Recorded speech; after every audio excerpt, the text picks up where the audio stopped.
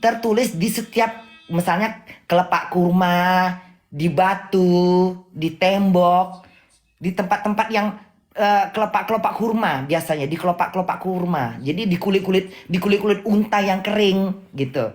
Itu yang Lalu tulis Nabi eh, Muhammad, ya, enggak, sahabat, sahabat Nabi sahabatnya. Muhammad, sahabatnya.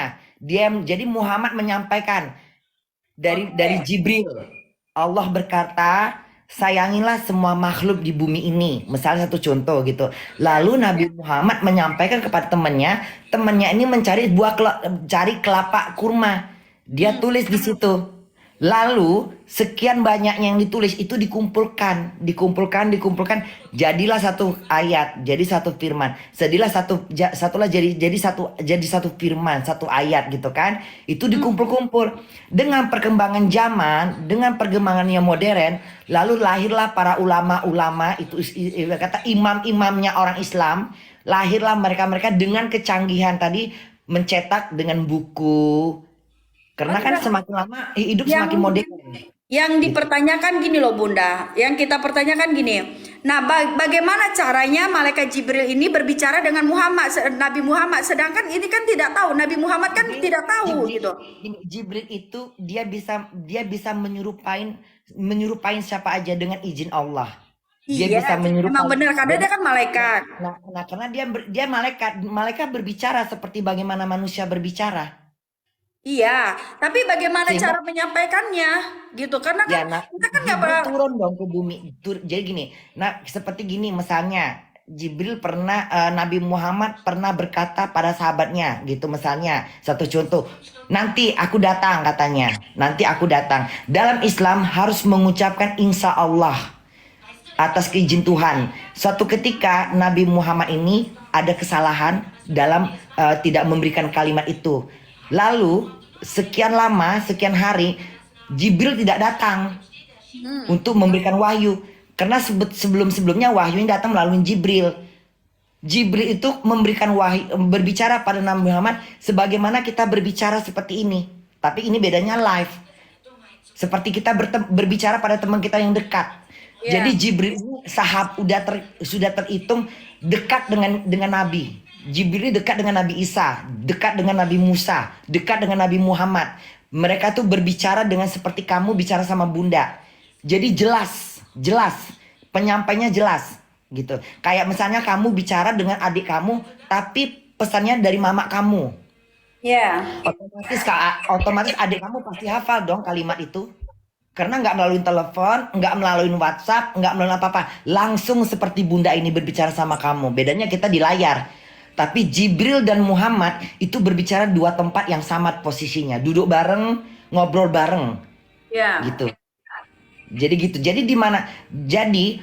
di dalam agama Islam, ketika Nabi Muhammad mendapatkan wahyu itu dengan bermacam tanda-tanda. Misalnya dingin, suara lonceng. Jadi sebenarnya suara lonceng itu bukan yang Buddha tahu, bukan baru-baru ini, tapi itu memang di dalam hadis pun ada berkata seperti itu, bahwa Nabi Muhammad menerima wahyu kadang-kadang seperti ada pertanda seperti lonceng, Hmm. dingin, suhu Iya, yang aku udah dingin dengar gitu itu. loh. Nah, itu seperti itu. Jadi pemahamnya seperti itu. Jadi kalau misalnya dari mana Nabi Muhammad tahu wahyu itu? Dari Jibril. Bagaimana Jibril ngomongnya? Karena Jibril bisa menyerupai manusia. Jibril bisa menyerupai wajah seperti siapapun. Kekuatan dia, Allah memberikan kekuatannya kepada Jibril dengan izinnya. Jibril bisa dia kan malaikat. Dia bisa menyerupai nabi. Dia bisa menyerupai manusia. Itu malaikat Tingkat-tingkatnya bisa. Jibril. Jibril itu kayak kalau menurut agama Nasrani itu apa? Jibral apa Jibril? Apa kalau Ada menurut Nabi? kalau kalau di kita nggak ada cerita ini ya. Pokoknya kalau di kita tuh kan paham ya Bun ya. Nah kalau kita itu kan dari Allah. Allah itu kan Allah memberikan firman-Nya. Firman-Nya itu adalah apa? Perkataan. Perkataan itu dari Tuhan Yesus gitu. Nah jadi makanya adalah Alkitab itu Menurut langsung. Nasrani. Menurut Nasrani seperti itu. Iya. Dalam Islam juga sama. Allah memberikan ucapannya. kata-katanya, firmannya kepada Jibril. Jibril menyampaikan firman itu kepada Nabi Muhammad. Caranya bagaimana Bunda? Jibril duduk berdua dengan Nabi Muhammad dalam berkata-kata. Jadi istilah kata gini. Tapi Nah, salahnya gini loh Bun, kalau yang kita ini ya Bun ya, kalau kita itu Allah perkataan Allah itu sendiri gitu, jadi nggak ada perantara gitu. nggak ada perantara, kan? Karena menurut keyakinan orang Nasrani bahwa Yesus itu adalah Tuhan. Sehingga itulah dianggap tidak ada perantara. Kalau dalam agama Islam, nabi ini adalah nabi. Nabi itu maksudnya apa Bunda? Nabi itu adalah yang dihakkan oleh Allah, yang diberikan amanah oleh Allah untuk menyampaikan agamanya. Jadi kayak menyampaikan Alkitabnya. Alkitab gini, Al-Quran, jadi Alkitabnya semuanya sama tuh, Alkitab, Injil, Jabur, Al-Quran. Alkitab itu kan disampaikan oleh Allah untuk para nabi agar manusia di bumi ini dapat pelajaran baik dari Tuhan gitu. Itulah istilahnya. Jadi gitu. Jadi Allah itu memberikan ajarannya berbentuk firmannya, berbentuk ucapannya dengan kalimat dia disampaikan oleh Jibril. Jibril dengan kekuasaan Allah tadi itu memberi kekuatan memori dalam penyampaian itu, lalu menyampaikan kepada Nabi Musa, Nabi Ibrahim, Nabi Yusuf, Nabi Sulaiman, Nabi Isa, Nabi Musa, Nabi Yunus, sampai Nabi Muhammad SAW. Begitulah. Jadi semua ditulis. Di zaman Nabi Musa bagaimana mereka menulis wahyunya, di zaman Nabi Isa bagaimana mereka menulis wahyunya, bagaimana di zaman Nabi Ibrahim bagaimana mereka menulisnya, di zaman Sulaiman bagaimana mereka menulisnya, di zaman Nabi Muhammad pun seperti apa mereka menulisnya. Ya tadi itu dari kelopak-kelopak kurma, dari hal-hal misalnya dari tanah, dari batu yang kekal, yang tidak mudah luntur, misalnya dari kelopak kurma gitu. Itulah ajarannya. Lalu dikumpul-kumpul lah itu. Oke, berarti beda ya Bun ya. Kalau kita di Kristen, kalau kita di Kristen itu di Nasrani Kristen tuh itu nggak ada perantara gitu. Nah dia langsung Allah itu Ya, langsung. karena kan dalam agama Nasrani itu Bunda nggak mau campur dalam agama ini Iya persoalan betul. memang nggak perlu diperdebatkan. Betul. Karena menurut versi menurut agama Nasrani bahwa Yesus itu adalah Tuhannya. Jadi otomatis ucapannya langsung. Dalam agama Islam, Tuhan kami Allah, Nabi kami Muhammad. Tapi nabi dalam agama Islam tuh 25 yang diakuin, yang dilihat, yang nyatanya. Dari mulai Nabi Idris, dari mulai Nabi Adam, Nabi Idris, Nabi apalagi pokoknya banyak lah gitu. Setelah itu Nabi Musa, Nabi Yakub, Nabi Ibrahim semua, sampai Nabi Sulaiman, Nabi Ibrahim semuanya. Sampai Nabi terakhir Nabi Muhammad. Adiknya Nabi Musa, adiknya Nabi Isa, Nabi Muhammad. Ini dua terakhir. Terakhir. Nah, begitu. Karena kan kalau versi menurut agama Nasrani, Tuhannya kalian itu kan Yesus. Yes. Ya kan? Ada Tuhan Roh Kudus, ya kan? Enggak, itu satu Bun, satu. Iya, Allah itu sendiri Allah Bun. itu siapa? Allah itu bapaknya Allah dalam agama Nasrani. Allah itu satu. Ibaratnya begini Bun.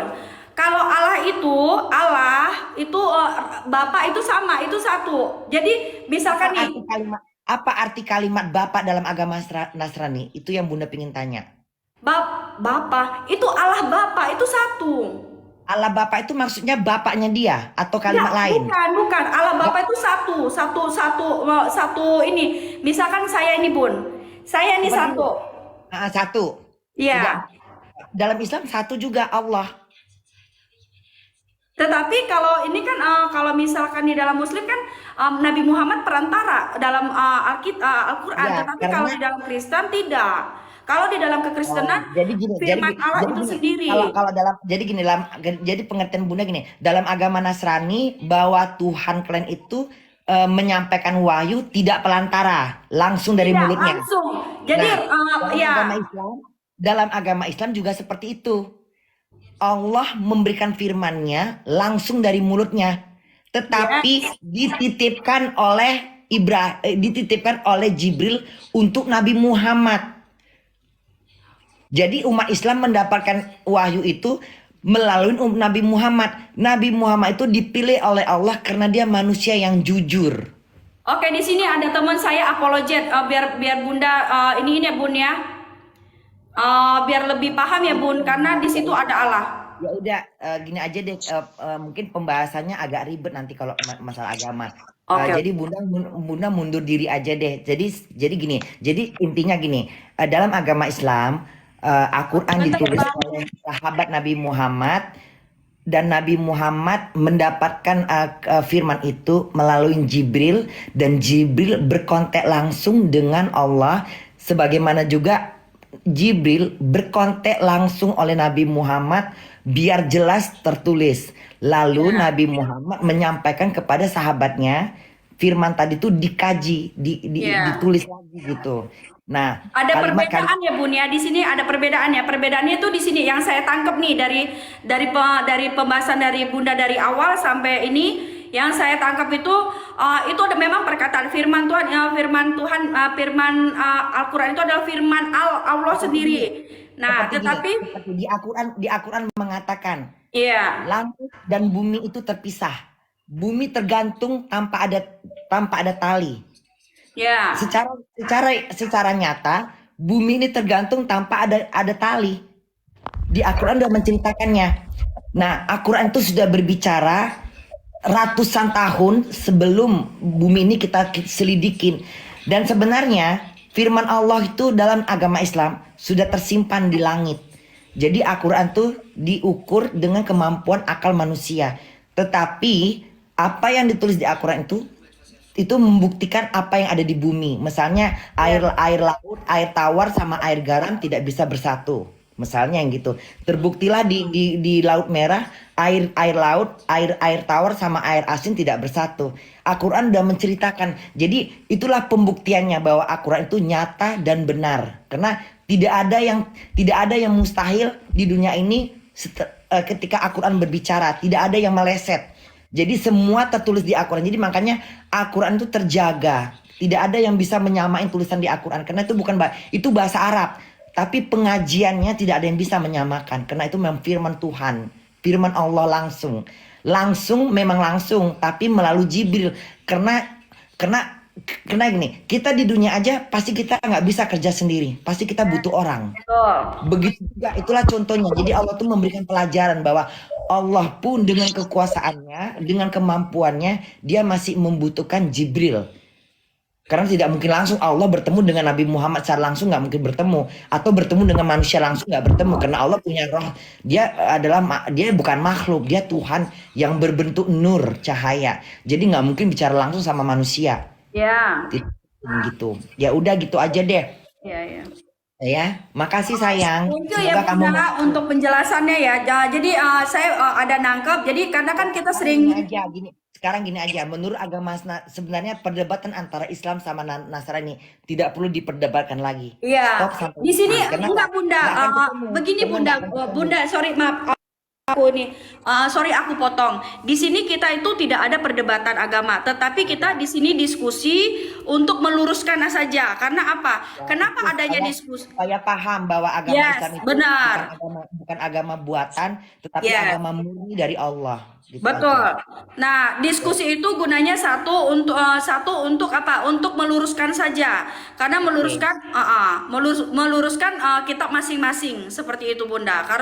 Kalau dibilang untuk perdebatan itu ada ranahnya. Karena kan kenapa diperdebatkan? Di Al-Qur'an juga ada tertulis perdebatan, di Alkitab juga ada tertulis. Jadi itu harus memang lebih dipahamin lagi seperti itu. Oke. Ya udah ya, sehat selalu ya sayang. Thank you ya Bunda ya, thank you. Selamat malam, God bless. Malam.